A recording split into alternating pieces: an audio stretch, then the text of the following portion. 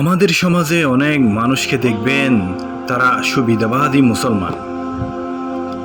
অনেক মানুষের মধ্যে দেখবেন তারা আল্লাহর ইবাদত করে যতক্ষণ সে কল্যাণ পায়, আর যখন কোনো অকল্যাণ আসে তখন সে আল্লাহকে ভুলে যায়।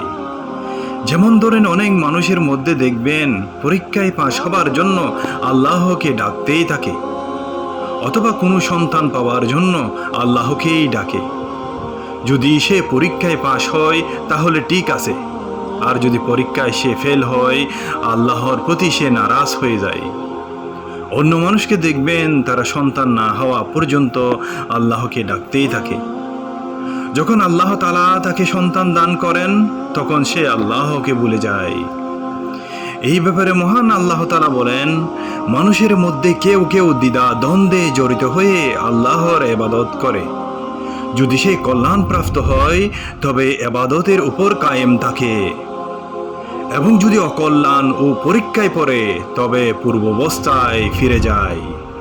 সে ইহকালে ও পরকালে ক্ষতিগ্রস্ত। এটাই প্রকাশ্য ক্ষতি।